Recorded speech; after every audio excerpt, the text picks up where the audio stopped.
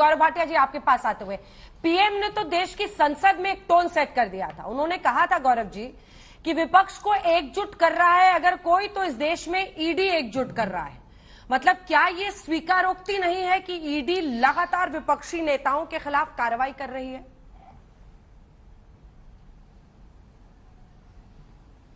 ठीक है अंजना जी, मैं पहले इनकी बात का उत्तर दे दूं, फिर आपके सवाल का भी उत्तर दे दूंगा। इन्होंने कहा मनीष सिसोदिया एक्यूज नंबर 1 शराब नीति के रचयिता, शराब मंत्री इंस्टीट्यूशन है। हाँ, इंस्टीट्यूशन है, the institution of corruption of Arvind Kejriwal, इसीलिए तो उनको इंस्टीट्यूशन बुला रहे हैं। दूसरी बात, इतनी हिम्मत नहीं हुई आम आदमी पार्टी के प्रवक्ता की कि वो इतना उत्तर देते। मैंने पहला प्रश्न उनसे ये पूछा था कि आप बताइए, आज ईडी सीबीआई की बात नहीं हो रही, आज न्यायालय की बात हो रही है। आपकी आस्था न्यायालय में नहीं है, संविधान में नहीं है। न्यायालय ने एक आदेश दिया, आप या तो उसको मानेंगे या नहीं मानेंगे। न्यायालय ने तो दोनों पक्षों की बहस सुनी होगी ना। शायद आपके राघव चड्ढा को ये समझ में नहीं आई बात। दूसरा मैंने प्रश्न जो पूछा था, अंजना जी, बच्चों की किताबों के पीछे भ्रष्टाचार की शराब कब तक छुपाएंगे? अपने मुंह से इतने अपमानित हैं अभी, अंदर से इतना डरे हुए हैं, खोखले हैं कि शराब मंत्री, आबकारी मंत्री बोल नहीं पा रहे हैं। वो कह रहे हैं कि बच्चों को शिक्षा दी।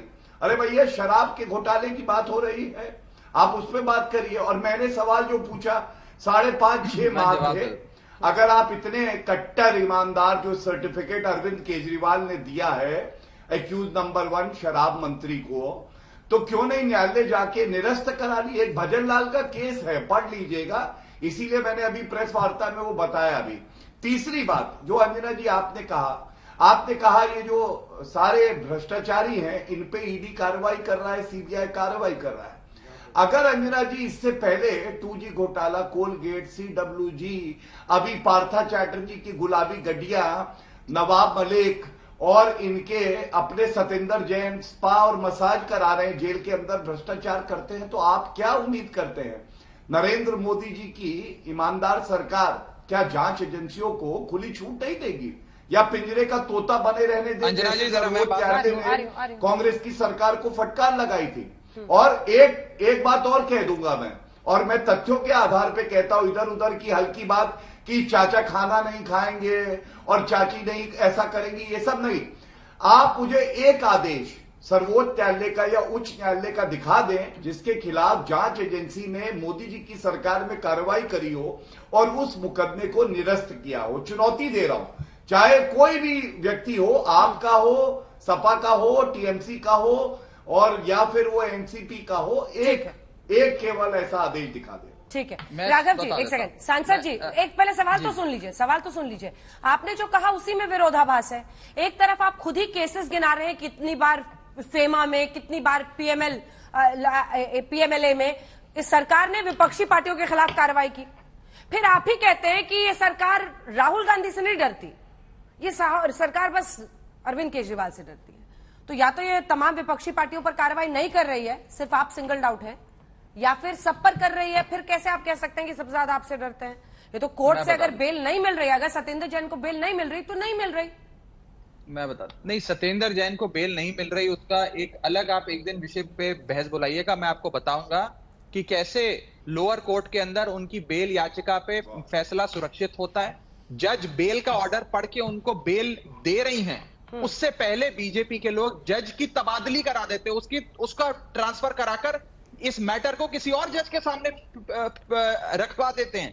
जिस प्रकार की जुडिशियल मैनेजमेंट हम भाजपा के दौर में देख रहे हैं, आप सोच नहीं सकते। मैं कभी ऑफ कैमरा भी आपको ये बात बताऊंगा और आपको बताऊंगा कि कैसे कैसे इन्होंने सत्येंद्र जैन को जज बदल के ये इंश्योर किया कि उनको जेल ना मिले। अब मैं दूसरा पॉइंट आपके सामने रखना चाहता हूं, अंजना जी आप मेरी बात सुनिएगा ध्यान से। आपने जो नेताओं के नाम लिए, मैं आपको बता देता हूं कि भारतीय जनता पार्टी की नीति क्या है। हेमंत बिस्व शर्मा पे भ्रष्टाचार के आरोप लगे, ईडी सीबीआई ने मुकदमे दर्ज करे। ये कांग्रेस पार्टी में थे, इन पे मुकदमे तेजी से चल रहे थे, जांच चल रही थी। ये भारतीय जनता पार्टी ज्वाइन कर लेते हैं, इनके तमाम मुकदमों पे फुल स्टॉप लग जाती है, कोई जांच नहीं होती। नारायण राणे महाराष्ट्र के नेता थे, विपक्षी दल के नेता थे, खूब भ्रष्टाचार के आरोप लगे, ईडी सीबीआई ने मुकदमे दर्ज करे, तेज रफ्तार पे जांच चल रही थी, ये पार्टी छोड़कर बीजेपी ज्वाइन कर लेते हैं, नारायण राणे के मुकदमे भी फुल स्टॉप लग जाता है। शुभेंदु अधिकारी में के ऊपर शारदा चिट फंड के बड़े घोटाले की आरोप लगे, सीबीआई ईडी ने मुकदमे दर्ज करे, तेज रफ्तार पे जांच चल रही थी। शुभेंदु अधिकारी ने तृणमूल कांग्रेस छोड़कर भाजपा ज्वाइन कर ली, उनके तमाम मुकदमों पे भाजपा ने पुण्य विराम लगा दिया। मुकुल रॉय तृणमूल कांग्रेस में हुआ करते थे, भ्रष्टाचार के आरोप लगे, ईडी सीबीआई के मुकदमे दर्ज हुए, तेज रफ्तार पे चल रही थी जांच, भाजपा ज्वाइन कर ली, तमाम जांचों में क्लीन चिट दे दी गई। ये इतिहास है भाजपा का, ये करती है बीजेपी एजेंसियों का इस्तेमाल करके, सरकारें बनाती है, सरकारें गिराती है, और विपक्ष के नेताओं को कैसे अपनी पार्टी में लाया जाए, इसके लिए ईडी का, आप सीबीआई और ईडी के मुख्यालय पर भाजपा का केसरी झंडा लगा दो और घोषित कर दो कि आज अब वो भारतीय जनता पार्टी की शाखाएं बन गए हैं। और मनीष सिसोदिया पे आरोप लगाने वालों को मैं कहना चाहता हूं, 10,000 करोड़ के घोटाले का आप आरोप लगाते हो मनीष जी पर, अरे कौन सा 10,000 करोड़ का घोटालेबाज आदमी सुबह 6 बजे उठकर स्कूल की एक एक इमारत देखने जाता है कि स्कूल की इमारतें दुरुस्त है कि नहीं है, क्या स्कूल के अंदर पेपर किताबें हैं कि नहीं है, कौन सा भ्रष्टाचारी ये काम करता है? 11 मोबाइल इस्तेमाल करने का आरोप, चैट्स जो कि रिट्रीव किए गए हैं जिसमें ड्राफ्ट पॉलिसी शराब कारोबारियों को दी गई, और एक्साइज कमिश्नर ये कंफर्म कर रहे हैं कि उनके दिए हुए सजेशंस के हिसाब से एक्साइज पॉलिसी को चेंज किया गया। दिनेश अरोड़ा, अंजना जी, ये जो सब बीजेपी के लोग बोल रही हैं, हाँ। मैं आपको इसका ये बातें हैं सर जो कोर्ट में इंपॉर्टेंट है ना, लीगल एंगल भी तो है जिसकी वजह से रिमांड मिली है। मैं बता देता हूँ, पिछले अंजना जी करीब पिछले 1.5 साल से ये लोग ये शराब घोटाला रोज अपनी छत पे खड़े होकर चिल्लाते हैं, शराब घोटाला हो गया ना, हजारों करोड़ का हो गया। बल्कि मैं तो भाजपा के कई प्रवक्ताओं से पूछ चुका हूं कि 10,000 करोड़ का घोटाला आप लोग रोज चिल्लाते हो, 10,000 करोड़ में जीरो कितने आते हैं, जरा वो अगर आप मेरे को बता दे तो मैं मान जाऊं। आधे भाजपा के प्रवक्ताओं को 10,000 करोड़ में जीरो कितने आते हैं ये भी नहीं पता, लेकिन छत पे खड़े होकर रोज चिल्लाते हैं कि मनीष सिसोदिया ने 10,000 करोड़ का घोटाला कर लिया। खैर वो अलग बात है। मैं आपसे ये पूछना चाहता हूं, आज से करीब 1.5 साल पहले इन लोगों ने शराब घोटाले की शोर मचाने की एक पूरी कवायद रची, एक पूरा प्लान बनाया। इन्होंने खूब सोचा कि हम कहीं रेट डालकर पैसा ढूंढ लें, कोई इन्होंने जमीन खरीदी होगी, कोई गाड़ी बंगला खरीदा होगा, मनीष सिसोदिया के बैंक लॉकर को भी खंगाल लिया, उनके पैतृक गांव की, उनके रिश्तेदारों की सारी संपत्ति खंगाल ली। एक नया पैसा इनको नहीं मिला, ना मनीष सिसोदिया जी से, ना उनके किसी करीबी से।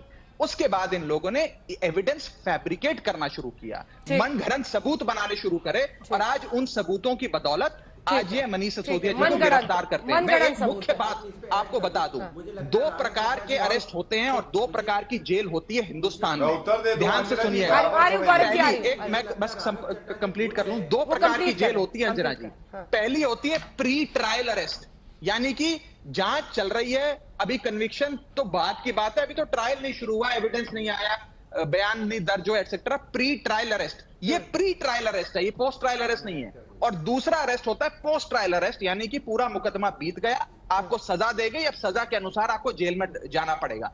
आज इन लोगों ने इस कानून को बदल के प्री ट्रायल अरेस्ट को ही इतना महत्व दे दिया है कि आप पे बस आरोप लगाना है, आरोप सिद्ध नहीं करने, सबूत पेश नहीं करने, सबूत फैब्रिकेट कर भी आपको जेल में डाला जा सकता है। एक प्री ट्रायल अरेस्ट का एक नया कॉन्सेप्ट भाजपा इस देश में लाई है, इसीलिए मैं कहता हूं ये pre trial arrest ED CBI जो करती है, ये मीसा कानून से मैं आप इसका कंपैरिजन करता हूं। जैसे मीसा में आपका कोई अपराध नहीं है, लेकिन शाखा एजेंसी के पास इतनी शक्ति है कि आपको गिरेबान से पकड़कर जेल में डाल सकती है, वैसी ईडी सीबीआई के पास भाजपा ने इतनी शक्ति उनको दे दी है कि वो किसी भी शख्स को, पत्रकारों को भी गिरेबान से पकड़कर जेल में डाल सकती है ईडी सीबीआई। आपका कोई दोष नहीं, कोई अपराध नहीं, कोई सबूत नहीं, लेकिन आपको जेल में डालने का काम कर सकती है। ये आज इस देश के क्रिमिनल जस्टिस सिस्टम की वास्तविकता